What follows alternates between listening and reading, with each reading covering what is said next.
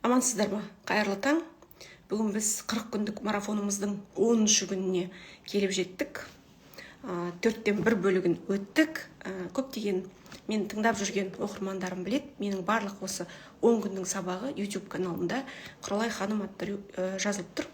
Қазақша әріптермен Құралай ханым деп жазсаңыздар, менің YouTube каналым шығады. Подписацияны басып қойып, қоңырауды басып қойсаңыз, жаңа эфирлер жүктелген кезде сіздерге сигнал келетін болады. Телеграм каналымда да мықты обсуждениялар болып жатыр, және осы Инстаграмға да сақтап жүрмін. Сондықтан осы алдағы 30 күн менімен бірге болыңыздар, көптеген инсайттар келіп, өмірлеріңіздің бір маңызды сұрақтарына жауап алатын боласыздар. Бұл ақпараттардың барлығы менің сонау 20 жылдан бері, 20 жылдан аса жинап және өміріме қолданып жүрген керемет бір өзіме қатты ұнайтын психология әлемі, әлемдік философия, коучинг, өзін-өзі тану, саморазвитие, өзін-өзі жаңағы өсіру сабақтарының бір әдемі шынымен қаймақтарын сіздерге жинап беріп жүрмін. Ал менің даусым жақсы естіліп тұрса, адамдар біраз жиналған екен, мені күтіп отырған. Естіліп тұрса, жүректеріңізді қоя салыңыздар. Ал енді қайырлы таң қазақ елі. Бүгінгі біздің сабағымыз кеше кто я, мен кіммін деген сұраққа ізденген болатымыз күні бойы. Мен ойлаймын, мен сіздер іздеп, жаңағы менімен бірге өздеріңіздің бойларыңыздан жұмыстандыңыздар деп. Жүректеріңізді қойсаңыздар, мен комментарийді өшіріп қояйын. Лайкты баспай қойыңыздар, себебі көп жерлерде лайк қатырып тастап жатады. Лайкты менің посттарыма басыңыздар, комментарийді посттарыма басыңыздар.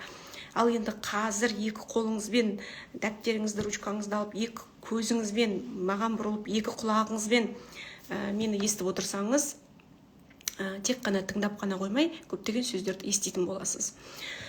Ал ондай болса кеттік. Кеше «Кто я» деген фильмді көріңіздер деген болатымын, және өзіңіздің кім екеніңізді анықтаңыз деген болатымын. Кім болып жүрсіз, қандай рөлді атқарып жүрсіз. Ал маған өзі сен кімсің деп сұрақ қойыпты кеше. Бізді және анықтадың, бізді түрлі қопардың, өзің кімсің деп. Мен Құралай ханыммын. Мен өзім ең алғаш осы сабақтарды өткен кезде өзіме сол мен ханыммын деген статусты өзіме қойып алдым. Өзім қойып алдым. Себебі ханым болған ұнады. Негізі қазақтың әр әйелі ханым болғаны мен ойлаймын артық етпейді деп. Маған енді хейтерлер жазып жатады, ханның әйелі ғана ханым болады. Сен не ханның әйелісің ба?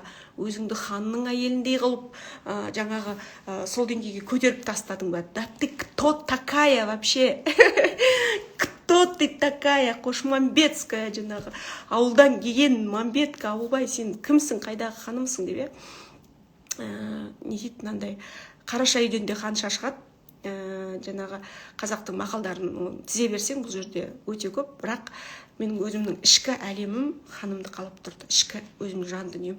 Қазір шынымен көптеген келіншектер, әйелдер өздерінің ханым деп атап жүр. Бұл енді қазақтың да, мысалы, дамы и господа, леди и джентльмены, ханымдар мен мырзалар деп бастайды. Кез келген официально элитный общество. Сондықтан мен өзім элита болғым келді. Енді ренжісеңіздер, ренжіңіздер. Это мой выбор. Қазаншының өзергі қайдан құлақ шығарса дейді. Сондықтан менің өзімнің әлемім, өзімнің инстаграмым, мен бір жерге барып, соңға барып, жаңағы немесе бір жаңағы мәжіліске барып, мәслихатқа барып, мені Құралай ханым деп айтыңдар деп айтып жүрген жоқпын. Мен өзім инстаграмымда. Бұл менің өзімнің жеке парақшам. Құдайға шүкір, Цукербергтің жасап берген осындай бір алаңшасында өзімнің әңгімемді айтып отырамын. Ол маған қатты ұнайды, және мен өзімді Құралай ханым деп атадым. Мен өзімді Құдай сақтасын, болмыш қылып жіберсем, қайыршы қылып жіберсем, ешкімнің бір жаңағы қылшығы қисаймайды. Бірақ енді ханым десем, біраз адамның шынымен бір жерлер қисайып, кәдімгідей жаңағы ауыздарынан көпіріп тұрып неше түрлі сөздер шығады екен. Ал ондай болсам, оның бәрін енді олардың өздеріне тапсырдық. Негізі мен өзімді, мен кіммін дегенде, мен ханыммын. Сіздер де өздеріңізге нақты статус, кто вы, барлық жағынан, бауыр жағынан, барлық жағынан кешегі айтқан әңгімені қайта тыңдасаңыздар. Негізі осы әңгімелерді қайта тыңдау керек. Маған ұрсып атсаң да, сен неге өзің тыңдата бересің, неге ақыл айта бересің десін де қайта тыңдау керек. Негізі күйеулеріңізге 8 мартқа қандай сыйлық сыйла десеңіздер, AirPods сыйла деңіздер. Құлаққа бүйтіп тығып қоятын 5 шнура бар ғой, мынандай 60-70-80 мың тұрады, өте қымбат тұрады. Мына iPhone-ның AirPods-ын сыйла десеңіздер, мына құлаққа тығып аласыздар да, үйді жинап жүріп, тамақты істеп жүріп, жұмысқа кетіп бара жатып, өте ыңғайлы нәрсе. Өте, мен мына AirPods жоқ болып қалса, өмір сүре алмай қаламын. Себебі менің жаңағы құлақтан кіріп ойдалатын, менің кім екенімді әрдайым маған ескертіп тұратын адамдардың сөзі керек, ұстаздарымның сөзі керек. Себебі адамның мына миындағы екі извилинасы бір жақтарға лағып адамды алып кетеді өзі.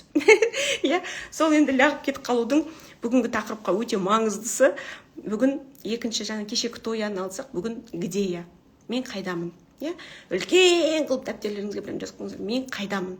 Вообще мен қайдамын? Мен мына жерде не істеп жүрмін деген сұраққа бүгін жауап береміз. Өте маңызды тақырып. Бұл тақырыпқа да кәдімгідей бүгінгі 24 сағатыңыз жетпеуі мүмкін. Ертең арғы күні күнделікті ойлап жүруіңіз керек. Бұл кәдімгідей үй тапсырма сізге. Мен қайдамын? Где я? Где я деген сұрақ негізі өте маңызды. Себебі адамдар вообще біз деген қайда тоқа жүрмейміз. Қайда тоқа жүрмейміз, мына миымызбен, энергиямызбен, білмеймін, бір жақтарда жүреміз. Біздің көзіміз манты тура болса, миымыздың бір бөлшегі абысынымыздың үйінде жүреді. Ана ел үйіне кілем сатып апты. Оңбаған, өйткен екен, ана жол мені бүйтіп айтып еді, мен сол кезде сөйтіп айтып едім. Құлағымыз бір жақта жатады. Инстаграмда ма, музыкада ма, түсініксіз бір әлемде жатады. Біреудің музыкасын тығып қоямыз, бірден тығып қоямыз, немесе құлағымызбен бір жақтың өсегін естіп атамыз. Ана жақта не болыпты, мына жақта не болыпты, ана жақта біреу ажырасып кетіпті, мына жақта біреу қосылып қалыпты деген. Аяғымызбен бір жаққа кетіп бара жатамыз. Дубайға барғымыз келіп тұрады, Алматыға кетіп қалғымыз келіп тұрады, Түркінің үйіне зытып кеткіміз келіп тұрады. Кәдімгідей мына мультфильмдарда, бір фантастический мультфильмдарда адамның көзі былай бір жақтарда кетіп атады, бүйтіп құлақтары былай ағытылып. Солай адам өзінің қайда екенін білмеген кезде, адам өзінің қай жерде екенін білмеген кезде, адамда кәдімгідей мынандай 12 мүшесі 12 жақта жүреді екен. Бұл негізі көп адамдар айтады, здесь и сейчас деген. Негізі осы қазіргі уақытқа кел, осы жерде бол деген нәрсенің бүгін өте маңыздылығын түсінесіздер. Мен қайдамын? Мен вообще қайда жүрмін? Мен өзімнің үйімдемін ба? Жоқ, мен далада бір жақта жүрмін ба? Негізі әйелдер бір жақта жүреді, еркектер де сол. Біз өзіміз жасап жатқан нәрсеміз, жұмысымыздың ішінде емес, біз вообще денемізбен бір басқа әлемде жүреміз. Одан кейін ал кебап жат кеп ренжиміз. Неге менің өмірім қарызға толып кетті? Неге менің күйеуім маған изменять етті? Неге маған ауру келді? Неге менің тағы басқа проблемаларды айтып тізбектеп отырамыз? Себебі біз деген басқа жақтамыз. Келін өзінің жаңағы өзінің үйіне келеді да, келін үйленген кезде жас жұбайлар үйленді, қыз өзінің үйіне келеді да, әлі денесімен, бүкіл 12 мүшесімен, 62 тамырымен, көзімен, құлағымен, сөзімен шешесінің үйінде жүреді, төркінінде. Келе алмайды да, мына қазақтың сөзі бар ғой, судай батып, судай сіңіп, балдай бат деймін, тастай батып, судай сің дейді. Сонда сол сөздің өзі тастай батып деген, будь здесь и сейчас деген сөзді, мына қазақтың мақалы. Біз жаңағы миымызбен бір жақта, подругамыздың үйінде, мына миымыз деген, ана нейронымыз мына жақта, мына нейронымыз мына жақта, жан жақта бетіп шашылып бір жақтарда жүргеннен кейін, біздің энергиямыз ол шашылу деп айтып жатырмын ғой ана жолдан бері. Қалай жинаймын, энергияны қалай жинаймын? Будь здесь и сейчас. Мына жерге кел. Мен қайдамын деген сұрақты мына чекеңе жазып ал. Вообще мен қайдамын? Мен қайда жүрмін? Мен вообще не істеп жүрмін, қайда жүрмін деген сұрақты мына саналы өмір сүру деген, осознанность деген, бұл жаңа где я, кто я, куда я. Осы үш сұраққа жауап берудің ең маңыздысы. Бүгін біз анализ жасаймыз. Мен қайда жүрмін? Өзіңізге анализ жасаңыз, сіз қайда жүрсіз? Ойыңыз қайда жүр, миыңыз қайда жүр, көзіңіз қайда жүр, сөзіңіз қайда жүр? Мына адам өзіне келген кезде, мына өзінің жүрегіне, өзінің, бағана айттым, мультяшкалардағы сияқты бәрі бүйтіп шығып кеткен жан жақта.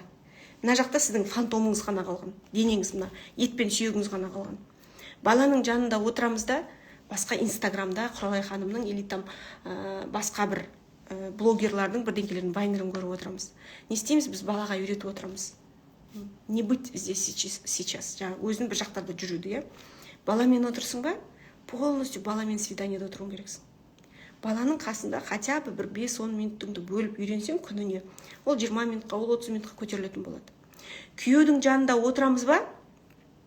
кейде бір қыздар хат жазып, күйеуім мен төсекке құшағына кірем да, ана бұзауды байлап бердім, сиреніп қойды ғой деймін, қораның есігін жаппадым ғой деймін, ит кіріп кете ма, ана есіктің алдында бірдеңке.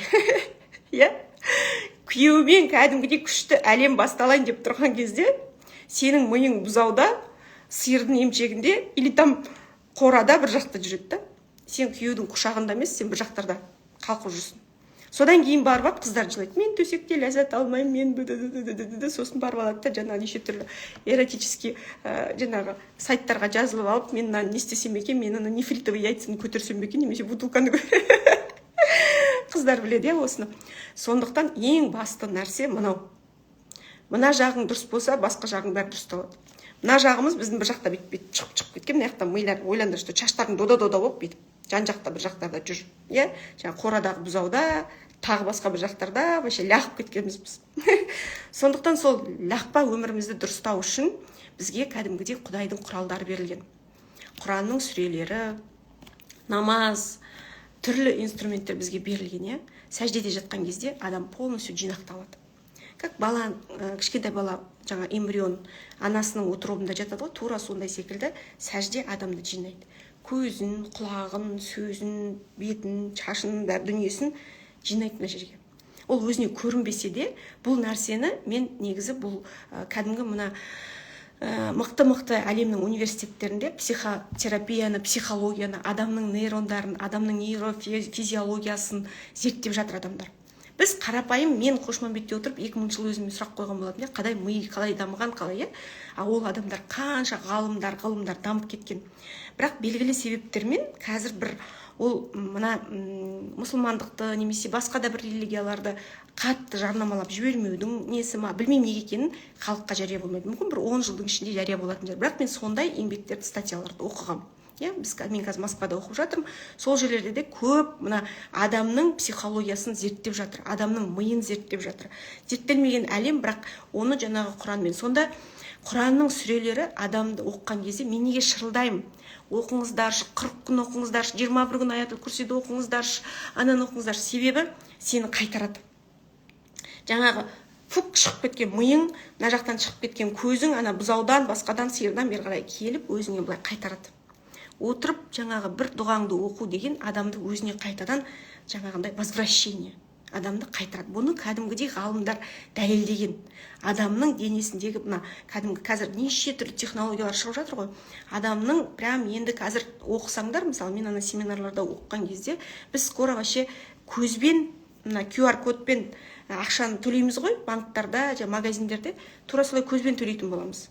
Бізге чип кіргізеді, и біз сол удостоверение бәрі біз көзімізді қайткіземіз, будущем біз даже карта алып жүрмейміз.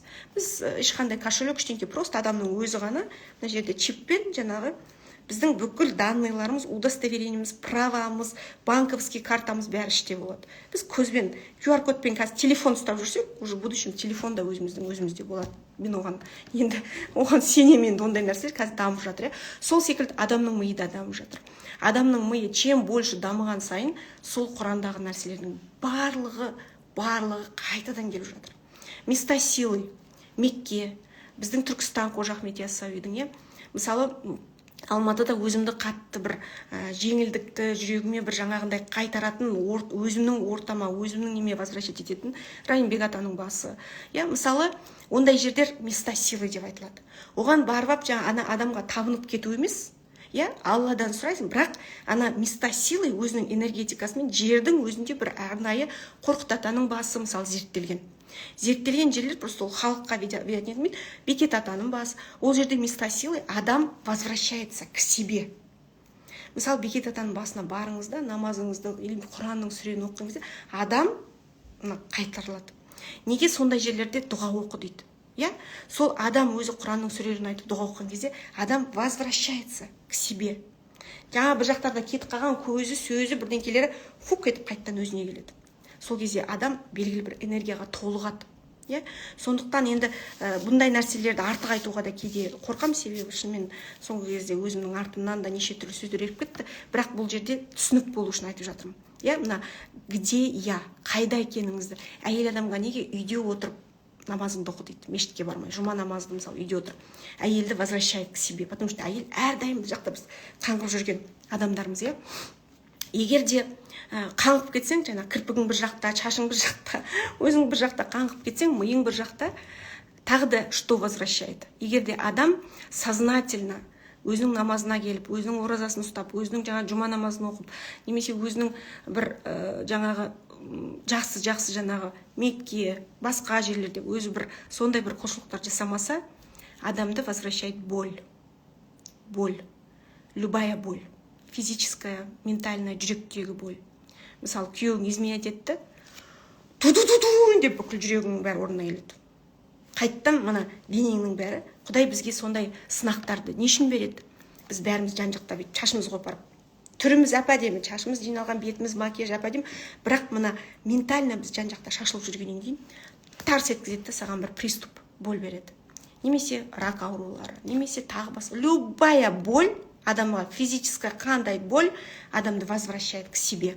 Адамға уже түк керек емес. Мына денсаулық деген басқа түк керек емес дейді ғой. Түк, вообще түк керек емес. Кейде даже бала да бай да керек емес болып қалады. Адам қатты ауырса, иә? Сонда мына ол не үшін беріледі Алладан? Чтоб ты қайтадан кел, мына өзіңе бұрыл. Ты где деген сұрақ. Қайдасың?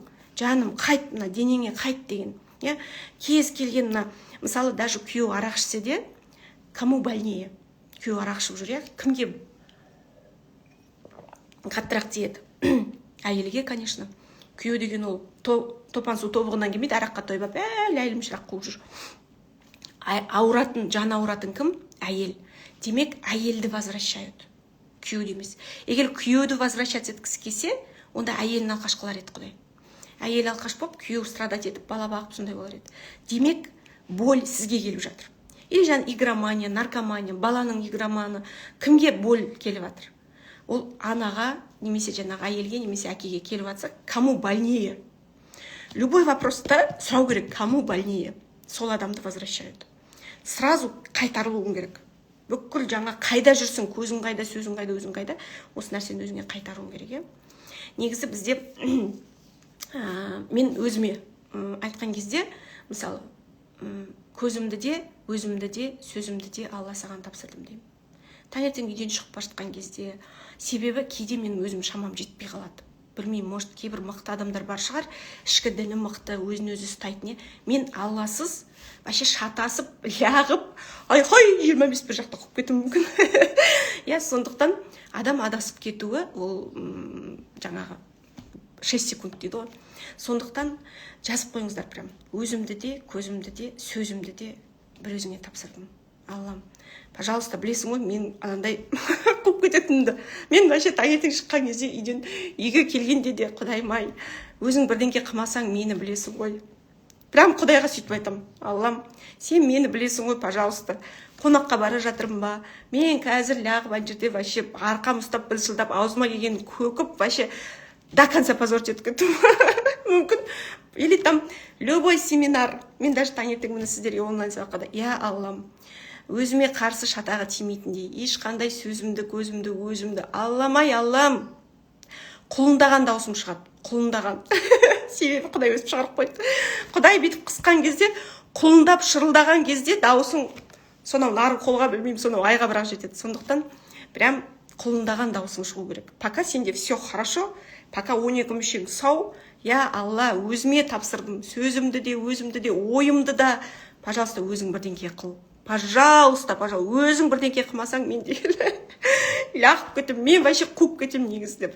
Кәдімгідей жауапкершілікті артып, жаратушымен бірге болған, ол біраз проблеманы шешіп береді. Ар жағын уже миың істеп бастайды, санаң ашылып бастайды, уже өзің де четко решениялар. Мен көп хаттар жазып жатады, тура өзім сияқты. Маған хат жазған кезде жандарым, ау, тура өзімсіңдер ғой деймін. Сол менің 1,200,000 әйелім тура өзіме таққан бәрі. Ананы қайтем, мен мынаны қайтем, мен күйеуім бүйткет, сөйткет. Мен білмеймін сіздер қайтетіндеріңізді. Даже кеше дайректте бір жерде ашып қалсам, өзім бір жерде қонақта отырмын. Сен не адамдарды таңдап хат жазасың ба? Сен не ақшалы адамдарға ғана жауап жазасың ба? Неге жазбайсың жауап? деп дайректте мені ұрысып жатыр да.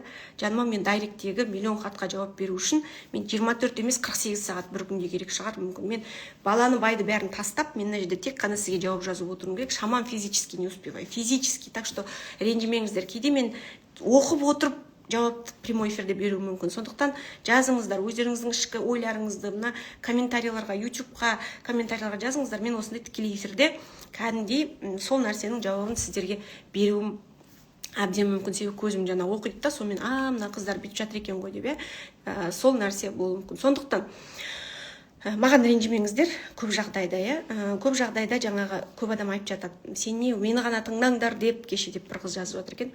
Тыңдағыңыз келмесе, әрдайым закон Паретто 80-20. Кез келген сөзге, мен даже өзім де сондай. Қандай Ленин ата кеп маған ақыл айтып жатса да, мен былай критично дейді ғой, сынап қараймын. Осы дұрыс па осының айтып жатқаны? Себебі адамды шатастыру да мүмкін, иә. Ол адамға фанатет етуге болмайды никогда. Иә, мысалы, құралай деп өліп қала жаздасаң, ертең ол құралайдың бір жақтан мақтаған қыз тойда бірдеңке қылыпты деп бірдеңкесі бірдеңке болып тұру керек. Сен пенде. Пендешілік деген ол адамда әрдайым болады. Біз періште болсақ, онда көкке шалқып кетер едік. Мен бірінші күн семинарыма қатысқан қыздар мені біледі. 2015-2016 постоянно айтамын. Ешкімге табынбаңыздар. Без фанатизма және закон Паретто. 80-20. Закон Паретто деген кез келген класста 25 бала отырса, оның 20% ғана ақылды болады, озат болады. Ол неге? Ол закон Паретто. Мен де мына жерде мысалы 3000 адам отырса, соның бір 20% ғана фук еткізіп ішіне кіреді, отырғызады, өмірін өзгертеді. Қалғандарына ол бір ақырын әстен кейін, бір айдан кейін, 3 айдан кейін ескерілуі, понимание келуі мүмкін. Сондықтан сол 20%-ке өзіңізді желкеңізден ұстап бітіп, ей, кір, оқы, түсін мынаны санаңдаш деп өзіңізді сүйреліп тұрып кіргізіңіз, сол Паретто заңына кірейін, құрсын, өлдік қой, өстіп өмір сүреміз ба деп. Сондықтан мына где я деген сұраққа бүгін күні бойы жауап беріңіз. Мен қайда жүрмін? Мен вообще не істеп жүрмін, Осы жерде Рэнди Гейдждің формуласын айтамын. Мен айтпаған формула. Рэнди Гейдж деген кітабын оқысаңыздар, менің айтып отқан авторларды айтып, өздеріңіз интернетте өте көп қарап тыңдасаңыздар, біраз сұрақтарыңызға жауап аласыздар. Рэнди Гейдж былай айтады. Мен қазір сіздерге сол формуласын түсіндіріп бере салайын. Мысалы, мына жерде Құралай, мына жерде Гүлнар, мына жерде Қарлығаш, мына жерде Сәуле, мына жерде тағы бір қыз, мысалы Жанна, Сіздің мысалы 5 құрғыңыз бар. Постоянно чатта, WhatsAppта общаться етесіз, керемет, кішкентай кезіңізден прям класстас құрбыңыз, Кез келген осы адамдардың энергиясы, бойы, ойы, сөзі, ақшасы осы адамдарға теңдей бөлінеді екен. Арифметикалық ортасы деп айтады ғой, мысалы, Құралай 100 мың теңге табады. Гүлнар 200 мың теңге табады айына. Қарлығаш 50 мың теңге табады. Сәуле 150 мың теңге табады. Жанна 70 мың теңге табады. Примерно мен ақшамен есептейін, чтобы энергияны түсініксіз болып қалар, Мына қараңыздар. 100, 300, 350, 500, 570. 570-ті бөлеміз 5-ке, тең 1, 2, то есть 1 тоже, 1, и мына жерде 2 түсті ма? Қанша болды өзі? 570 бөлу 5, 1, мына жақта 7-ден 2, 24, 114.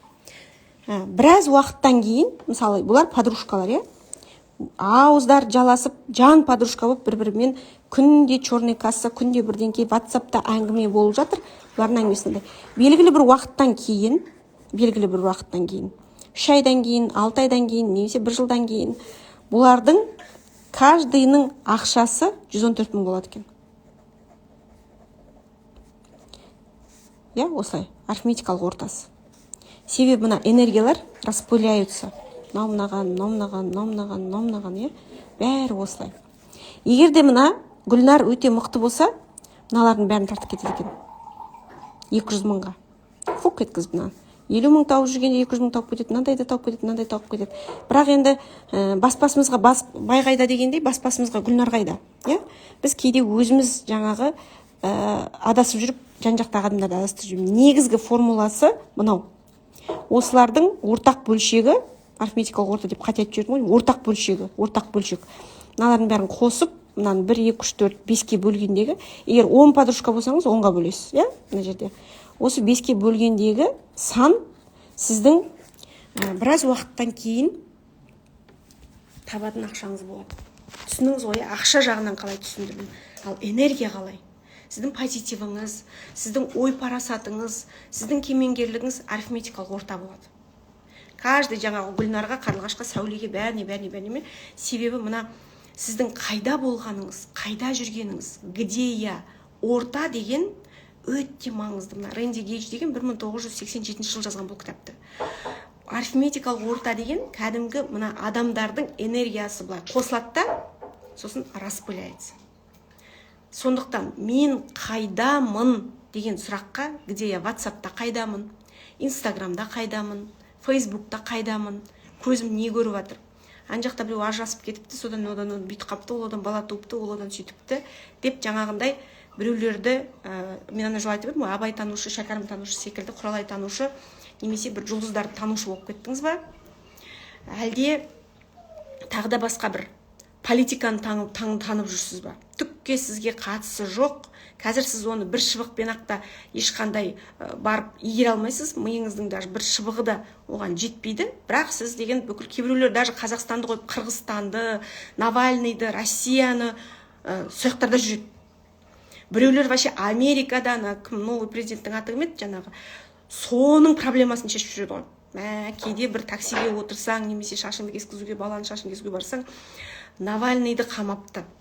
Ол үйтіпті, бұл бүйтіпті, бұл сөйтіпті. Сосын мен сол кезде айтам, қайран энергия, қайран ағылып жатқан, ауыздан, құлақтан, бір жақтардан кетіп атқан, көзден кетіп атқан, сөзден кетіп атқан қайран энергия деймін да. Өзі Құдай өлшеп қана береді. Таңертең тұрдың, мысалы, біреуге 70, біреуге 50%, мысалы, энергия, біреуге чөмшпен берді, біреуге бөшкеге берді деген. Сен соны келесің да, вообще Айдаладағы Ксения Собчак, мына жақтағы бір жаңағы Америкадағы кімет бірдеңенің айдалада жүрсің энергияңды ағыз. Бірінші сұрақ, мен қайдамын? Менің көзім, сөзім, өзім Америкада болса, мен сол Америкаға ертең оқуға барам ба, или мен жұмыс істеймін ба? Ол саған өте маңызды ма ол нәрсе? Сен ол жерге енді не үшін қазып жүрсің оны? Мысалы, сен ол жаққа балаңды оқуға бересің ба? Немесе өзің сол жаққа көшіп барып тұрасың ба? Зачем? Зачем? Возвращайся. Мына Қазақстанға кел, қарағым, көзіңді аш. Қайдасың сен? Вообще не істеп жүрсің? Мына Инстаграм деген қазір вообще енді білмеймін. Плюсы да бар, минусы да бар. Бірақ жаңа минусы бізді вообще басқа бір әлемдерге алып кетеді. Басқа біреудің керек емес. Егер де сен Инстаграмда отырып тамақ пісіретін, жаңа Жади тамақ, Зари тамақ деген менің өзім бір қыздарым бар. Сол жерлерді аңдып қарасаң, потому что сен әйелсің, мен әйелмін, балаларыма әрдайым жаңа трендтағы, жаңа тәтті, дәмді, жаңа шығатын тамақтардың бір көрінісін үйге әкеп жасағым келеді. Сол үшін мен қараймын. Мынаны бүгін мынандай бауырсақты бүгін былай пісіріпті, пиццаны бүгін былай пісіріпті деп, ана шебер, потому что менде аспаздық шеберлік жоқ, шын айтайын. Өзімнің семьяма ғана жасайтын бір қабілетім бар, тәтті қылдырып, бірақ жаңағыдай күшті қылдырып жаңағы нем жоқ. Бірақ жаңағы новый қыздардың бір несін шығарып жатса қараймын. Немесе сән, немесе тағы да басқа психология керек нәрсе, өзіме керек, себебі ол өміріме керек менің. Тамағыма, балама, білім мысалы. Баламның жаңағы баратын боксы, оның баратын домбырасы, сондай нәрселер керек та маған. Оны мен алам, мен оны қайтады ол энергия маған. Мен оны себеп қайтарам өзіме. Ал енді анандай қайтпас қайсар, қайтпас баяғы бір вообще ит жемейтін бір нәрселерге қаңқып кететін көзіңізді, сөзіңізді, өзіңізді қайтарыңыз. Где я? Вообще мен қайда жүрмін, мен не істеп жүрмін вообще? Тағы да бір қызық нәрсені айтайын. Например, менің ауылдан шығуым. Мен өмір бақи қалада тұрғым келді. Өмір бақи осындай благоустроенный үйде, ыстық су ағатын үйде тұрғым келді. Жасымыз бір 13-те, 10-да, кішкентай кезімізден біздің папам, мына Алматының шетінде папамның ағасы тұрды, селекция деген жерде, московский немен, кәдімгі поселок московского назначения дейді, Москвадан прямой қарайтын. Ана жерде кәдімгі мынандай үйлер, благоустроенный, ана үйге барған кезде, это было мое. Маған ана ваннаға ыстық суды туғызып берген кезде мен деген, шалпылдап тұрып түсіп ана кайфовать ететінмін. Мен вообще комфортты обожаю. Талғат жаңа тауға, тасқа, бірдеңкеге, бәйгеге, бірдеңкеге барса, маған 5-звездочный отель жаңағы бүкіл комфорт, мен душам соны қалайды, иә. Не үшін мен ханым деп алдым, потому что я такое прям люблю. Сөйтіп, жаңағы 15 жасқа, 14 жасқа келгенде папамның курстастары Алматыда тұратын, Қызыруға, жазда, паркке, бірдеңкеге алып келеді ғой. Сонда келген кезде папам сияқты тура виді бітірген, тура сондай азаматтар қалада тұрып жатқан кезде, жаңа Ленина, Калинина, бірдеңке деген көшелерде қыздар деген бойлары 2 метр орысша күшті сөйлейді. Енді ол кезде городская дейтін едік қой. Ауылдан келем, Нарынқолдан. 2 бет қып-қызыл, бой деген 1:50. Ана қыздарға қараймын да комплексқа кіремін. Сосын үйге барамын да мамам мен папамды жеймін ғой. Неге сендер ауылда, вообще Нарынқолда тұрып жатсыңдар? Неге қалаға тұрмайсыңдар? Неге бізді қалада оқытпайсыңдар? Мен кетем, мен вообще РФМШ-ға тапсырамын. Сөйтіп жаңағы номер 2 қазақ лицейіне тапсырып кеттім мен 8 класста. Мен ауылда тұрмаймын деп. Бірақ сонда да Құдай мені ауылға қарай дұға береді да. Сөйтіп папам қайтыс болып 94 жылы, мамам өйтіп бүйтіп ол кезде бүкіл масса қалаға көшіп жатты. Біз қалаға көшіп келдік. Әйтеуір қаланың шетінде бір Рысқұлова, Петрова деген уже қала бітті деген жерде сызыққа бүйтіп мойнымыз бүйтіп ілінген ғой. Алматы деген бүйтіп өшіп тұратын сол жерде. Киров деген поселокқа көшіп келдік. Көшіп келгеннен бір 3-4 жыл тұрдық. 98 жылы мен күйеуге шықтым Қошманбетке. Енді ана махаббат қой енді. Лап 19 жастамын, 20-ға толып жатқан күні күйеуге шықтым, иә. Сөйтіп күйеуге шығып, мен Талғат деген енді маған вообще азаматтың азаматы енді махаббат, любовь. Негізі мен любовьпен шыққан адаммын. Сөйтіп мен тойға келген кезде біздің тойымыз жаңа 300 адамға. Негізі мен артық әңгіме айтып жатқан жоқпын, керек бір маңызды ақпарат айтып жатырмын, сондықтан бұл неге өзінің тойын айтып кетті демеңіздер. Палаткада 300 адамға жасалған той болды, ауылда, үйдің шетінде. Және біздің көршілеріміз сол Қошманбетте бір 20-30 сиырлар бар болатын, бірдеңке қойлар бар болатын. Олардың есігінің алдындағы қи, жаңағы сиырдың, малдың боғы, мынандай тау болып үйіліп жататын. Оны неге ол жаққа тау қойып қояды, білмеймін, видимо, огородке шығара ма бірдеңке дейді. Тау енді, ананың иісі деген вообще енді ужас. Тойға келген кезде менің жаңағы жеңгелерім мені білетін. Мен деген жаңағы 2 колледжді бітіргем, қызыл дипломға, университетте оқитын құралай. Мама дорогая деді ғой. Мен мамам айтты, қайсы ал? Благоустроенный үйге күйеуге шыққаның, Алматыға күйеуге шыққаның қайсы? Ол жерде білесің ба? Ол жерде деген махаббат қой. Мен даже тойға бір жеңгем келмей қалған ауылда. Екінші жеңгем, келген жеңгемнен сұраған ғой, өзі телефон жоқ. Құралай қандай жігітке күйеуге шықты десе, енді екінші жеңгем айтты. Бір қарапайым ауылдың қап-қара бойы кішкентай бір баласы деп. Мен ана жеңгеммен 2 жыл сөйлескен жоқ.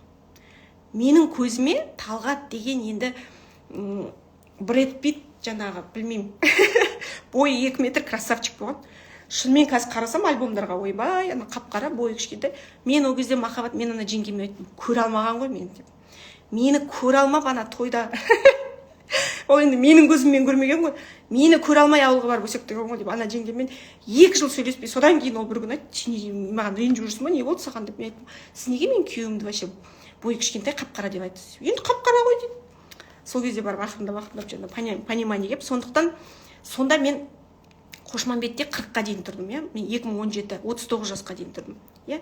20 жыл почти. Енді арасында бір Алматыға көшіп кетіп, бір балаларды оқытамыз деген бір қандай да не болмаса, көбінесе біз Қошманбетте тұрдық. Соңғы неміз біз Қошманбеттен көштік. Сонда жаңа Қошманбетті бірінші келген кезде жаңағы қалаға тұрғым келеді. Талғат үйдің кенжесі, ешқайда тұрмаймын, мен вообще ауылдан кетпеймін, мен өшіп тұрамын. Бірақ енді махаббат та ұрып тұр, жаңа Құдай деген көзді жұмып, жаңағы сені жаңағы өзің қабылдамаған нәрсеге кіргізіп тастайды екен ғой. Енді ана кіргізген кезде тағы да менің бір нәрсем, менің өзім папамның інісінің әйелі, Қуаныш тәтем, 5-6 бала туған кісі. 82, 85, 86, 87. Қай кезде апамның үйіне каникулға барсаң, жаңа жеңгем бала туып жатады. Ту деп ана баланы баққызып қояды, колясканы сүйреткізіп қояды, бесік тербеткізіп қояды. Бір апам үйіне келіп ойнайын десең, демалайын десең, ту осы кісі неме туа береді деген ғой. Сіз осы неме жылда каникулға келсем туа бересіз. Сонда мен өзім 6-шы балам туып жатқан кезде маған жаңа Қуаныш тәтем айтты ғой, немене сен туа бересің деп. Сондықтан каждый сөз маңызды. Адам өзі жаңа қабылдамаған нәрсесін, бұл шариғатта да бар, пока өзің айтқан нәрсеңді өзіңнің басыңнан өтпегенше бұл өмірден өтпейсің деген. Сондықтан өте маңызды, біреуді сынау, біреуді осуждать ету обязательно өзіңе келеді. Сөйтіп мен мына Қошмамбеттен жүрген кезде менде ең бірінші жаңағы мен сұрақ где я, кто яны білген кезде, сол кезде где я, маған жаңағы жан-жағыма қараймын, түк ештеңке ұнамайды ғой. Жаңағы көршілердің сиырлардың боғы да ұнамайды, арақ ішетін жаңағы көшедегі кісі де ұнамайды, көшенің батпағы да ұнамайды, түк ұнамайды. Вот менің арманым басқа болған ғой, мен вообще Москвада МГУ-ға түсем деп армандаған кезінде. Ой, мама дорогая, осы психология мені крупинка за крупинка қайтадан мені сол Қошмамбетке алып келді. Сол ауылды жақсы көруге, где я деген нәрсені, қайдамын деген нәрсені қайтадан маған өстіп алып келді. Бұл жерде маған көмектескен кітап «Ключ». Бұл кісінің «Ключ» деген кітап, қазір авторын айтам, Джо Витали. Джо Витали, «Ключ». Тағы да «Ключтың» продолжениесі бар. «Ключ бірдеңке» деген қасында ұмытып қалыппын, енді 10 жыл бұрын ба, 20 жыл бұрын оқыған кітаптарым. «Ключ» деген, «Ключ» Джо Витали десеңіздер шығады енді. Сонда сол кезде маған айтты, сол Джо Виталияның кітабын оқыған кезде менде озарение болды. Мынандай вау деген көзім ашылды. Прям Қошмамбетте отырып, мен даже помню, қай жерде навестің астында отырып оқым сол кітапты. Сонда Джо Витали түсіндіреді. Адам дейді, мына А точкасынан, мына жерден былай сіздерге қайтарып түсіндірейін. Сен мысалы бүгін А точкасында отырсың, мына менің Қошмамбетім, менің жаңағы суы жоқ, ыстық суы жоқ жер үйім, ал мына жерде менің Б точкам. Мынау Алматыдағы немесе жаңа Астанадағы благоустроенная квартира, ішінде ыстық су бар, ыңғайлы, жаңағы менің арманым ғой, енді мына жерде жете алмай жүрмін ғой, жаңағы монша далада, даже бір үйлерде моншалар да жоқ, жаңағы суды тачкамен тасимыз. Мынау менің жаңағы ауылым. Көп адамдар осы жерде отырады екенбіз да, мына жерді бар ғой, принимать етпейді екенбіз ғой. Нет деп. Это не мое. Мен өзімнің басымда сондай болған. Это не мое. Вообще, где я? Құдай сен мені қайқа түсіріп тастадың. Адам ішінде қабылдамаған кезде адам жаңағы өзінің орнында болмайды екен, өзінің жанының қалаған жерінде болмайды екен. Сол үшін Джо Витали айтады: полюбите то место, где вы сейчас находитесь. Өзіңнің жаңағы бірінші сұрақ, мен бағана айтқан болатын, шатастырып алмаңыздар. Бірінші психоанализ. Где я дегенге сұраққа жауап берсе, это ментально, жаңағыдай далада бір жақта қашып жүрмеш. Екінші нәрсе, уже реально физически, где вы? Қошмамбеттесіз ба, Москвадасыз ба, Америкадасыз ба, уже реально физически. Мен мысалы мына Бәйтеректің түбінде, Бәйтерек Тауырда отырмын. Мысалы үйде. Сіз мысалы қазір қай жерде отырсыз? Физически. Екінші сұрақ, бұл екінші бөлім қазір айтып жатқан. Бағанадан бері мен энергетически біздің қайда екенімізді айттым. Қазір физически. Физически мен жаңағы 2000 жылы, 98 жылы Қошмамбетте отырмын. Бірақ менің арманым жаңағы Абай Ленинаға немесе бір жаққа Самалдываға көшіп кету. Сондай жерге мен неге сол жақта тұрмадым деген секілді. Значит, я была недостойна. Бірінші нәрсе, бірінші түсіну. Значит, мен осуждала. Ауылда тұратын ата-анамды осуждала. Олар кезінде әкем малдәрігер болды. Кәдімгідей авторитетный адам, кәдімгідей партийный, керемет өзінің должностын істеді. Ол өзінің өмірін әдемі сүрді. Оған вообще қала бірдеңке керек жоқ болды. Анама да өзін осуждала. Мен келетімін да, Алматыға қарайтымын да: мама, сен вообще өмірді сүре алмайсың. Сен вообще дұрыс әйел емессің, сен күйеуді алып баяғыда көшіп кету керек еді. 74-ші жылы вообще не істеп отырсың мына жақта? Сен как ты могла вообще мына 4 балаңды ауылда өсіруге? Осуждение бізді жаңағындай сол именно осуждать еткен нәрсемізге тығады екен ғой. Вот мен сол осуждать етіп, арақ ішетін адамды осуждать етесің ба іштей? Вот арақ ішкен адам мал, ол деген бомж, ол деген мындай дейсің ба? Все, сенің өміріңе арақ келеді. Кого ты осуждаешь, сол нәрсе сенің өміріңе келеді. Міндетті түрде сол нәрсе келеді. Пока ты все это көріп, мына чекеңмен тиіп бітпегенше, бұл өмірден өтпейсің. Или ты должна это осознать, полюбить, содан кейін барып Құдай сені ұшырады екен. Егер де көп қыздар айтады, бір үйде 3 келін тұрамыз, 2 ене тұрамыз дейді. Бірдеңке деген ауылда, бірдеңке деген ауданда 3 келін тұрамыз, вообще шығуға ешқандай жағдай жоқ. Әрқайсының 3-4 баласы бар, вообще ми қайнау, ми шаршау, вообще бір күні бір келін кетіп қалады, 4 күніне, екінші күн екінші келін кетіп, одан қайтып келеміз, бәріміз уже бір-бірімізге күлеміз дейді. Анау командировкаға кетті деп дейді. Бізде сондай вообще сөйтіп өмір сүріп жатырмыз. Қайтем дейді, қалай осы психологияны маған айтып берші дейді. Демек сен сол айналадағы адамдарды жаңа Құралай секілді осуждаешь. Осуждать еткен кезде еще қалай осуждаешь. Ана жолда мен айтқан болатын махаббат шеңберін түсіндірген кезде. Егер де қандай да бір ішіңде өмірге деген, әлемге деген, ауылға деген, елге деген, үйіңе деген осуждение қабылдамау болса, Құдай сен сол жаққа байлақ қояды. Байлағанда қалай үші бүйтіп байлақ қояды. Біреудің баласы тупой, сабақ оқымайды, бірдеңке деді ма? Өз балаңды ертең аутизм болып қоюы мүмкін. Немесе тағы да басқа, Құдай сақтасын, иә?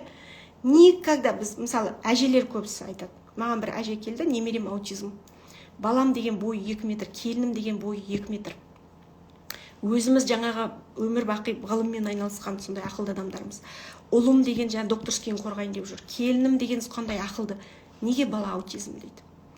Сонда жаңағы мынандай осы нәрселерді сұрап, жаңағы сұрақтарды анализ өзіне жасаған кезде, ол кісі өмір бақи мына санасыз адамдарды осуждать еткен екен. Өзінің туысқандарын, інілерін, мысалы, оп-оңай нәрсе ғой, қалай оған миы жетпейді деп сондай осуждать ететін дейді. Как они так живут? Разве так можно? Осы оп-оңай элементарный нәрселер ғой деп. Аутизм бала қазір элементарный нәрселерді түсінбейді. Қандай сен текті, ақылды, себебі Құдай біреуге қасықпен береді, біреуге шөмішпен береді, біреуге бөшкемен береді. Ақылды. Пенде. Құдай бәрін жақсы көріп жатқан кезде біз кімбіз? Біз вообще кімбіз? Иә? Сондықтан ол алқаш болсын, ұлғыр болсын, Алла ол елдің бәрін бірдей қылып сен сияқты ақылды қылып жаратса, онда басқалар, онда өмір бұндай болмас еді. Иә? Бұл өмірде құмырсқа да бар, таракан да бар, қасқыр да бар, қоян да бар. Қасқырды не үшін жаратады? Сол қоянды жеу үшін жаратады, қойды жеу үшін жаратады. Демек, бұл өмірде қасқыр да бар, түлкі де бар, бәрі бар, всех надо принимать, иә? Жаңағы енді А нүктесін, Б нүктесіне түсіндіріп жатып, басқа жаққа кетіп қалдым. Сонда қай кезде мен Қошмамбеттен шықтым, қай кезде мен өзімнің арманыма, благоустроенный үйіме жеттім. Бұл жерде тағы да ауылдың қыздары, ауылдың адамдары ренжімеңіздер. Мүмкін менің папам мен мамам секілді ауылында жайбарақат, бақытты болып, мен мысалы папамды осуждать еттім ғой, мамам екеуін. Өмір сүріп жатқан адамдар бар шығар. Тағы да маған хат жазбаңыздар. Немене, елдің бәрі ауылдан көшіп кетсін ба қалаға? Это моя мечта. Может, наоборот, кейбіреулер қаладан ауылға көше алмай жүрген шығар.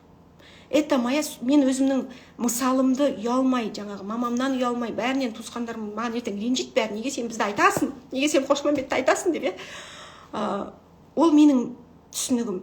Мен қазір кітаптағыдай, таураудағыдай, жаңағы психотерапияның бір нелер секілді, немен деструктивті бір қандай да мысалдармен айтатын болсам, ол көп адамның миына кірмейді.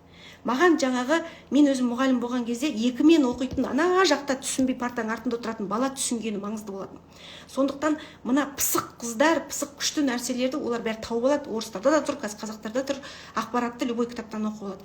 Маған сол ауылдағы кезінде Құралай секілді адасып отырған, шаршап отырған, карантинда бір-бірінен таяқ жеп отырған, агрессор күйеуден жаңағы ұрылып отырған сондай әйелдер, сондай жаңағы адамдардың тыңдағаны, түсінгені маңызды. Сондықтан мен өзімді үлгі ретінде айтып отырмын. Иә? Оны былай жеке өзіңізге қабылдап, жаңа мені сынап, неге сен ауылдан кетесің, вообще сен немене деп. Это просто с детства. Вот детствода мені, когда вот 5 жасымда келіп ваннаға, папамның әпкесінің үйінде ваннаға түскен кезде, это было рай, жұмақ. Просто сол кезде я это полюбила. Мен кейін будущем осындай үйде тұрам деп. Ну, это жеке өзімнің ойым. Енді мен ауылдан қай кезде кеттім? Мен ауылды вообще принимать етпедім. Как? Қайта Талғаттың миын жеймін. Талғат 3 айға хотя бы қыста. Маған барып келуге қиын, жаңа политехнический университетке квартирада тұрайықшы деп, бір жаққа квартираға көшіп кетеміз. Талғат қайттан ауылға тартады, мен қайттан қалаға тартамын. Бірдеңкеге ипотека қыртып бірдеңкелерді ипотекаға алып аламыз, оны төлей алмаймыз, сатамыз, қайттан ауылға келеміз. Потому что менің ана қабылдамауым, ана іштей тәкаппарлық, менсінбеушілік, да я с 2 дипломами мынандай жерде тұру деген, ты что? Мен Құралай. Сондай нәрсе мені қайттан ауылға тығады. Сосын күндердің күнінде мен вообще полюбила. Ана жерімді, суын, ана Қошмамбеттің суын, енді Қошмамбетке барып атсаңыздар, суын ішсеңіздер, фильтр жетпейді. Мына аура бірдеңке біз қойып атамыз ғой, әлемнің фильтрі жетпейді. Қошмамбеттің суына, ана Үшқоңырдан, таудан ағып келген суға, ана жердің жері, көктемде ана қызғалдақтар кілемде. Я полюбила каждый адамды. Даже сол ауылдағылар бізде ана Қарақалпақстаннан, Өзбекстаннан, жан-жақтан, Моңғолиядан кісілер көп көшкен кезде Алматының жаны болғасын, 40 километр болғасын, ол жерде адамдар жылы жер көп шоғырланады. Қалаға барып келуге жақын бір спальный район болды. Сонда ауылдың адамдары айтады да, понаехали тут, бәрі жан-жақтан көшіп келіп жатыр деп. Мен қуанам ғой. Ана адамдардың келгеніне қуанам ғой. Во-первых, это детский сад был у меня там, бала саны көбейеді, я? Это мой бизнес.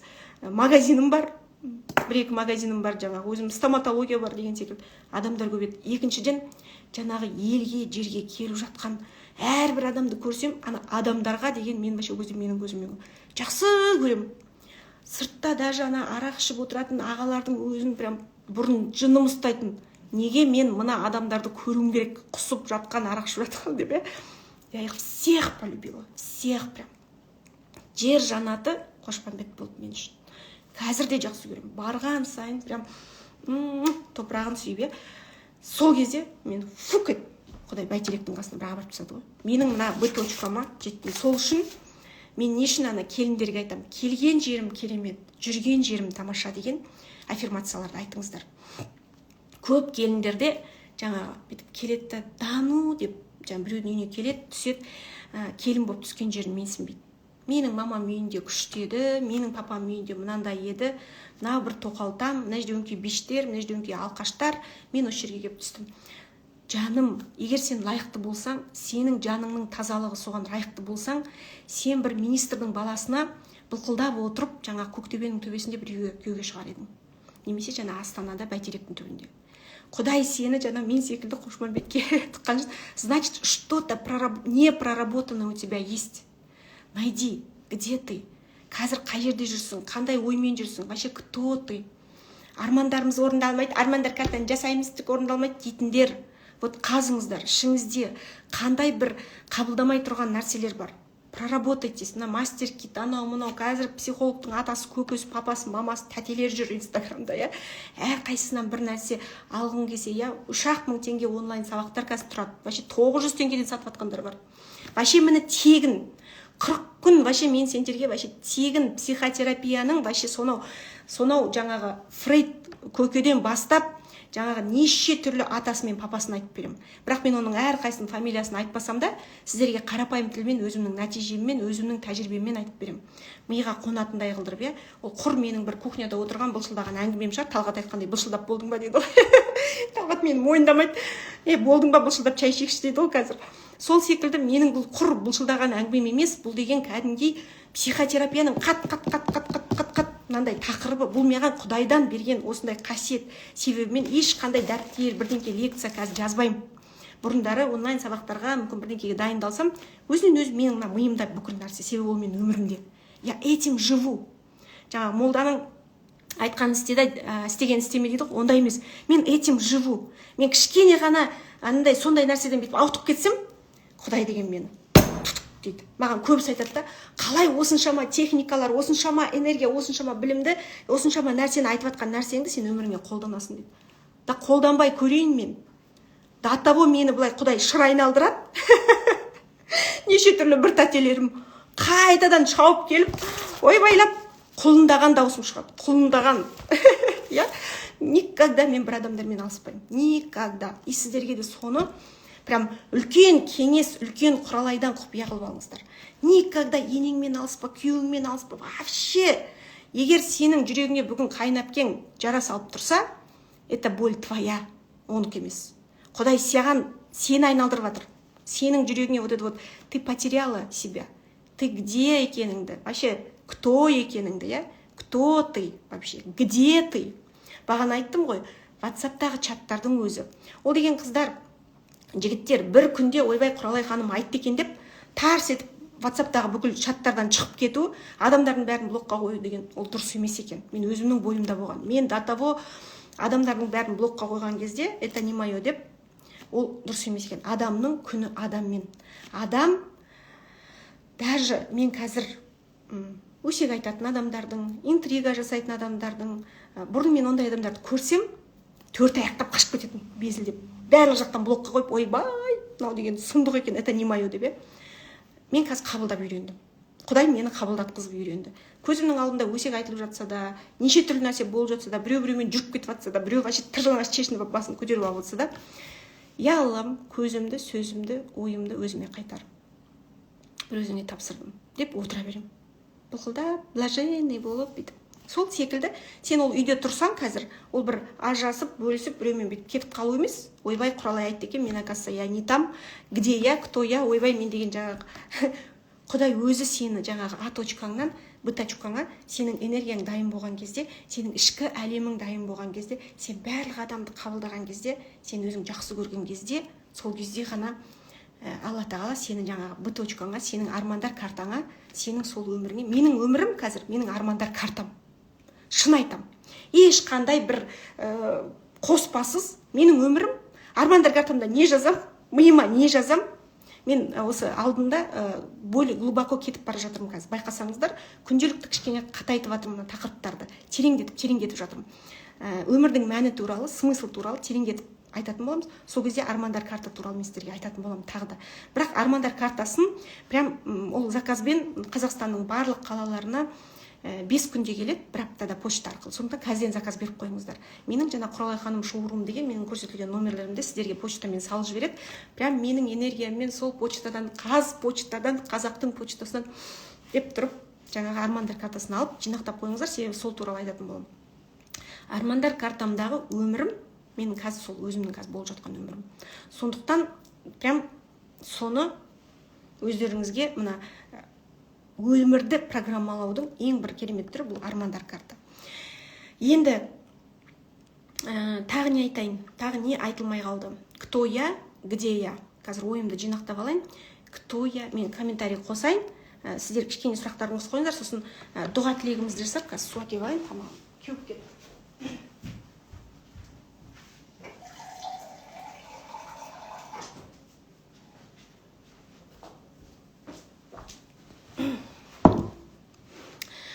Где я, кто яға екі түрлі вариантта өзіңізге бүгін анализ жасайсыз. Біреуі мынандай визуально, ментально дейді ғой. Ментально вы где? Ментально қай жақта лағы жүрсіз? Көзіңіз қай жақта, сөзіңіз қай жақта? Это Инстаграм, это Фейсбук, это вот әлеуметтік желінің барлық түрі, это WhatsApp, это вот сондай бүкіл нәрселер. Қайната туралы айтыңызшы дейді. Мен вообще кім туралы айтып жатырмын? Қайната деген бағанан бері айтып жатырмын ғой қыздар. Осы сұрақ қойып кетсем мен бар ғой вообще арқам босып тағы 1 сағат сөйлеуім мүмкін, сонда комментарийді өшіріп қойын. Қайната, қайын жұрт, вообще отстаньте от них. Вообще отстаньте от всех. Вообще ешкімнің мазасын алмаңыздаршы. Өзің мазаңды алшы, өзіңді. Егер де қайнатаң сенің алдыңда былай тұрса қазір, демек сенде бір нәрсе іште болып тұр ғой. Сұра өзіңнен, неге бұл адам менің өмірімде жүр? Неге бұл адам менің мазамды алып жатыр? Неге мен бұл адамның мазасын алып жатырмын? Ең бірінші тәсіл ол хоопоноpono. Жақсы көр, қабылда, я тебя люблю, пожалуйста, прости меня. Любой нәрсенің емі, білесіздер ма не? Махаббатпен көз, махаббатпен жүрек. Мына адамдар көз тиеді, сөз тиеді деп жатады ғой, негізі ол шариғатта да бар деп жатамыз, иә? Мысалы, мен өзі 20-шы жыл мені қатты шыр айналдырған кезде айналамдағы туыстарым, жанашыр адамдарым айтады, саған көз тиді деп. Сен жаңа бүкіл балаңды да көрсете бересің, үйіңді де көрсете бересің, бүкіл өміріңді айтып бересің, саған көз тиді. Көз тиюді мен өзім негізі тәкаппарлық деп есептеймін. Я такая крутая, что маған көз тиеді. Что мен сондай бір супер бала туғам, что басқа ешкім оны туа алмайды, и мен балама көз тиеді, білмеймін, ол для меня ол бір тәкаппарлықтың, что я такая прям супер, маған көз тиеді. Мен вообще маған көз тиеді деген, мен солай қабылдаймын да, и мен ол көз тию деген өзім өмірімнен вообще сознательно алып тастаған адаммын. Бірақ негізі защита қою керек. Негізі, егер адам сол сознанияға әлі жетпей тұрса, защита, әрдайым защита қою керек. Мен өзім защита қоя алмаймын. Мені миллион адам қарап отырады, менің суреттерім бүкіл сайтта, бүкіл интернетте, бүкіл жан-жақта, бүкіл адамдардың аузында мен туралы даже адамдар 1 сағат отырып прямой эфирлер жүргізген кездерін көрген болатын. Өзі қалай защита қойсын? Көз тиюден, сөз тиюден. Көздің, сөздің ең бірінші емі это махаббатты көздер. Жаңа көз келе жатса, сен сол шын жүрегіңнен махаббатпен адамға қарасаң, все лечит. Все лечит. Самый большой тұмар это любовь. Ананың махаббаты балаларына деген көзден қорғайды. қазір қарасаңыздар, мысалы, кішкентай балаларды көп қояды. Жұлдыздар, әншілер, вайнерлар өздерінің балаларын қойып жатады, оларда қандай защита бар деп мен прям қарап жатсам, любовь матери, любовь отца. Олар до того өздерінің балаларын солай жақсы көреді, что олар оны уже қорғап қойған. Өздерінің махаббатымен, жүрегімен. Олардың әрбір қимылы, олардың жаңағы бір былдырлап айтқан өлеңдері, былдырлап айтқан сөздері соларға неге көз тимейді деп айтып жатыр ғой, мысалы, иә. Мен қазір, мысалы, бала тусам, мен бірінші күні Инстаграмға қойып қоямын. Көбісі бүйтіп ромашка қойып, жаңа мен балам бетін қойма деп сөйтіп жатыр ғой. Мен бірінші күн бала тусам бүйтіп қойып қоямын. Себебі ол махаббатпен ананың, енді сіздер өйтіп қойып қоймаңыздар, құралай қойды екен деп, иә. Өздеріңіз біліңіздер, просто мен сіздерге саналы түрде түсіну үшін ананың махаббаты баланың защитасы. Ананың, әйелдің махаббаты күйеуінің защитасы. Шын сүйген күйеуіңе неше түрлі царевналармен соблазнить етсе де қарамайды. Қайтып айналып өзі үйге келеді. Жұмысқа кетті ма, жұмыста неше түрлі бойлар, жаңа мойындарынан басталатын, неше түрлі сұлулар, неше түрлі жаңағы красоталар болса да, әйелдің махаббаты үйге тартып тұрады. Мужчина не уходит к любовнице, дейді. Мужчина сначала уходит от жены, потом идет к любовнице, дейді. Значит, сізден уже кетіп қалған. Иә, баяғыда кетіп қалған, просто енді қазір любовницасына жетіпті. Енді жетіпті, енді сіз естіпсіз. Ал баяғыда кетіп қалған. Просто анализ жасаңыз, қай кезде кетіріп қойдыңыз, қай кезде күйеуіңізден айырылып қалдыңыз. Все. Қазір ол уже 1-2 жылдан кейін сізге ол уже келіп көзіңізге көрініп, ана любовница ана жерде бала туыпты, или там оған үй алып беріпті деген секілді әңгіме уже сізге қазір жетіп жатыр. Сондықтан всегда копайте себя. Өздеріңді, енді копайте дегенде самокопаниямен айналысып, өзіңді өлтіріп, қуалап, арақ ішіп, наркомания болып, жаңа бірдеңке болып кетпейміз. Просто ментально ақырындап. Бұл жаңағы өзіңді тастап жүрмей, депрессияға түсіп кетпейтіннің тағы бір емі, қазақтың қарапайым сөзі, ондай ханның қызында да болады. Мына әйелдердің бір самокопаниямен айналысатын бір түрлері бар, кейбір әйелдердің бір өздерінің бір не дейді, андай типтары бар. Мен деген 18 жасында күнә жасағам. Мен вообще күйеуімнің бетіне қарай алмаймын. 20 жыл тұрам, мен сондай сүмелекпін. Өзін тастап, азып, тозып, мен деген грешная, все, я там біткен адаммын деп, өліп, талып, аяқ жағында ауырып сөйтіп жүреді. Жаным-ау, Құдай кешірімді. Ең бірінші сен өзіңді кешіргенде, және сол нәрсені будущем жасамағанда Алла тағала сені кешіреді. Бірақ сен жаңағы бүгін кешірім сұрап, ертең жасап, бүгін кешірім, о кезде енді онда кешірім жоқ. Егер де сен 18 жасыңда жасаған нәрсені сен қазір жасап жүрген жоқ болсаң, все уже. Все, Құдай кешірді, сен де кешірдің. Өзің кешір, өзіңді. Иә? Ол мынандай сөз ғой жаңағы қазақтың. Ондай ханның қызында да болады. Мен вообще өзімді полностью кешіріп тастаған адаммын. Ондай ханның қызында да болады. Ол ханның қызына қарағанда мен кіммін? Ондай болып тұрады. Енді білмедім, білместігім болды. Ол кезде түсінбедім, тәрбием сондай болды, ортам сондай болды. Өзіңді оправдать етіп алу керек. И туысқандарды айналаңда біз деген сонау даже 70-тегі апалар отырады ғой, иә, ауылда. Баяғыда 50-ші жылы мен оған кілем апарғам. Оңбаған мен 2020 уже 70 жыл өтіп кетті. Әлі баяғыдағы біреулердің бірдеңкесін ренжіп отырады, иә. Да простите, отпустите уже, хватит уже, сколько можно, иә. Сондықтан осы нәрсе енді. Білмеймін, енді хат жазыңыздар, әлі алда 30 күніміз бар, әлі талай ақпараттарды айтатын боламыз. Енді түсіндіре алмай жатсам, көп адамдарға жеткізе алмай жатсам, біреулер айтады, ұйықтап жатырмыз сенің сабағыңда, бүйтіп жатырмыз, сөйтіп жатырмыз. Бірақ мен білем, жаны жайсаң, жаңарғысы келетін, жүректері ашылған, саналары ашылған мықты қыздар менде бар.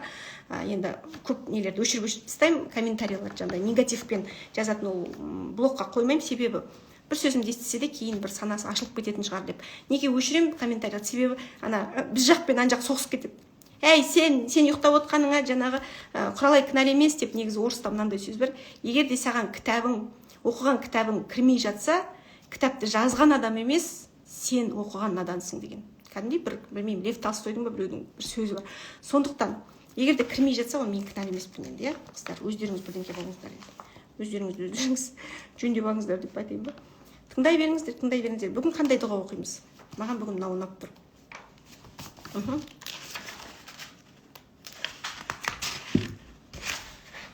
Мына менің кітабым әнеугүн жартысын оқыған болатынмын. Бүгін осының жартысын оқиын. Кітапта бар. Бастап оқиын, е? Алдағы айтып кеттік. Ұлы жаратушым, Қор болған пендеңе рахымыңды төге көр. Тәңірім, өзіңнің мәңгі таусылмас рахымыңнан үміт еткен әлсіз бейшара пендең мұқтаждықпен сенен рахым тілейді. Тұрақсыз, күнәһар жаным өз қолыңда. Сенің менен басқа да пенделерің көп қой. Бірақ менің сенен басқа пана тұтар қамқоршым жоқ. Мен сенің алдыңда қайыршыдай телміріп, құлдай жорғалап, қорқақтай қалтырап, соқырдай сипалап, көзімнің жасын көл қылып, қорланған жанымның мұқтажын тілеп, бір өзіңе ғана құлшылық етемін.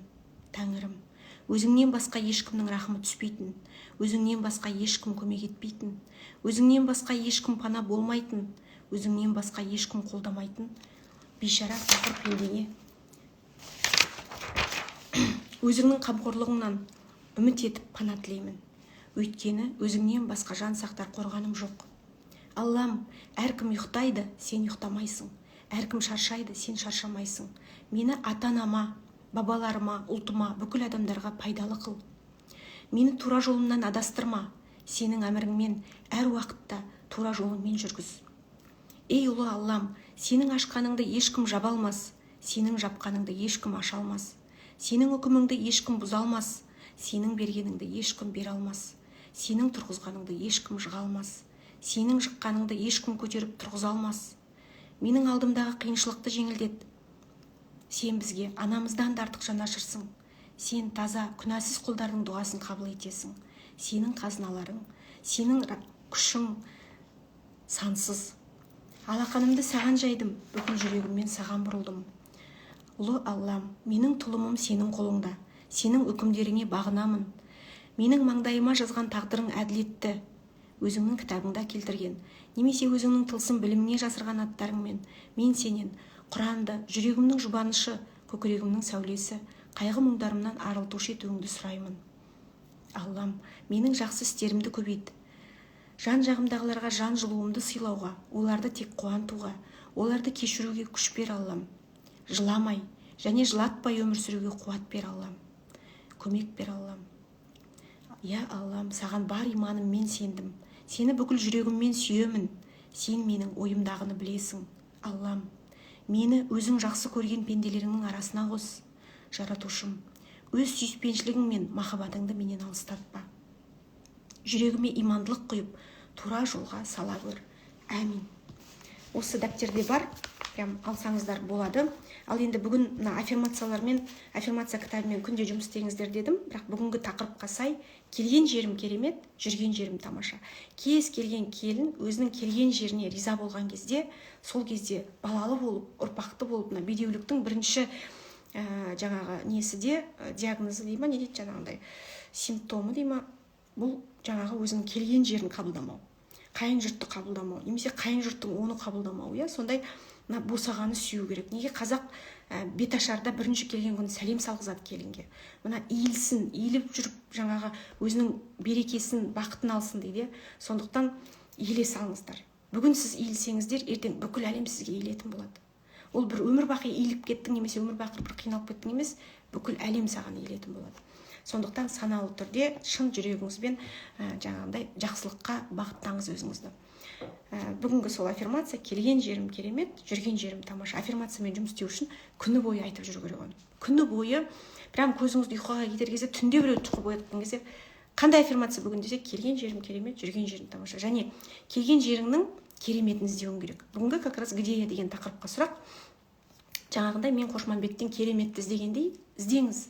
Айналаңызда сонау бір таудың басында, бір базада немесе бір қуыста, общежитияда отырсаңыз да, сіздің бүгін келген жеріңіз керемет. Бұдан да қиын адамдар өмір сүріп жатыр. Құдай сақтасын, Сирияда соғыста өмір сүріп жатыр адамдар. Кәдімгідей келген жерім керемет, жүрген жерім тамаша. Содан кейін әстен, ақырын, степ бай степ адамдарды жаңағы Құдай өзіңнің сол кереметіңе қарай керемет жерде жүргізіп қояды екен. Айналаңның бәрі кереметке толады екен. Сондықтан тек қана махаббат пен мейірім, жүректегі бір тыныштық осы жақсылыққа алып келеді. Бір қыздар жазып қойыпты. Сіз өстіп ел деген сайын, сіз өстіп сүмірейіп жүр деген сайын, мен сүмірейіп едім, адамдар басыма шығып кетті, билеп кетті деп. Демек сен шынымен жаңа өзің айтқандай сүмірейіп, іштегі махаббат емес, бір бартермен сүмірейіп жүрсің, бартермен иіліп жүрсің. Бартер деген ты мне, я тебе. Мен бүгін иіле салам, ертең сен маған Құдай үй бер. Ондай арамай болмайды. Алла тағала ол до того бәрін ескеріп, бәрін тексеріп тұрады. Барлық пиғылың, мына екі иығыңдағы екі періштең оны біліп тұрады, что сен бартермен намаз оқып отырсың, или бартермен дұға жасап отырсың, или вообще бартермен енеңе иіліп отырсың. От души, для души, жаныңмен. Вот қалай мен сіздерді жақсы көрем, бүкіл последний не білем, соны прям четко осы шынымен, шын жүрегіммен қалай жақсы көріп тұрмын, тура солай шын жүрегіңізбен до последней капли прям жақсы көру керек. Не то, что мен елдім. Конечно, ол төбеңе шығып би билейді. Прям от души. Шынымен, болды, сындым, Құдай. Болды, осы сындырдың уже, болдым, біттім. Сен как дұрыс болсын, осы басқа адамдарды дұрыс болсын. Қабылдап, сондай іштегі қабылдауды білмеймін, енді қалай түсіндірем. Негізі қабылдауға өзі арнайы бір тақырып жасап, арнайы бір өзімнің өмірімнен мысалмен түсіндіріп айтатын болам. Ал ондай болса, қазір тілегімізді тілейік, бәріміз бір жерде отырып, адамдар шығып кетіп жатыр. Негізі көпшілікпен тілеген тілек қабыл болады дейді. Мен үшін семинарыма көп адамдарды жинаймын. Себебі көпшілікпен отырған энергия, жаңағы пайғамбарымыз саллаллаху алейхи вассаламда айтқан, біреуден екеу жақсы, екеуден үшеу жақсы, үшеуден көп жақсы деп. Сондықтан көп отырған кезде, пока елдер шығып кетпеген кезде, жаңағы тілегімізді Алладан сұрайық. Я Аллам, жүрегімізге имандылық құйып тура жолға сала көр, біліп білмей істеген, пендешілікпен істеген күнәларымызды кешіре көр. Я Аллам, осы отырған мұсылмандардың өмірлеріне жақсылық құя көр. Өмірлеріндегі қарыздарын, қиындықтарын, ауруларын, жамандықтарын бәрін алып тастап, орнын жақсылық пен берекемен толтыра көр, Аллам. Я Аллам, ұл сұрағанына ұл бере көр, қыз сұрағанына қыз бере көр. Үйлерін нұрландырып, әлемдерін әдемілеп, Аллам, әйел бақытын, ана бақытын бере көр қыз-келіншекке. Ер азаматтарымызды абыройлы, атақты, ақылды, иманды, еңбекқор ете көр. Ерлі-зайыптылардың арасына сүйіспеншілік пен махаббат бере көр. Я Аллам, бойдақ жүрген қыз-жігіттердің бастарын екеу қылдырып, өмірлеріне береке, махаббат енгізе көр.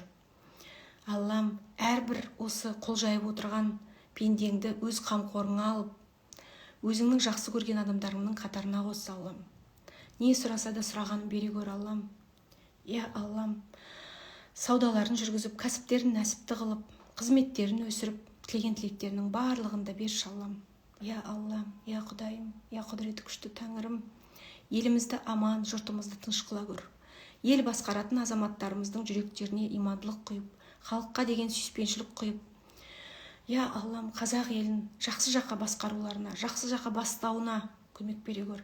Елімізді тоқшылықта, бейбітшілікте, жақсылықта өмір кескіре көр. Я Аллам, аман болайық, бар болайық, бақытты болайық. Әмин. Аллаху акбар. Ал келген жеріміз керемет, жүрген жеріміз тамаша болсын. Соны комментарийға жаза кетіңіздер. Сұрақтарыңызды жаза кетіңіздер. Бәріңізді жақсы көремін. Әлем сізбен әдемі болсын.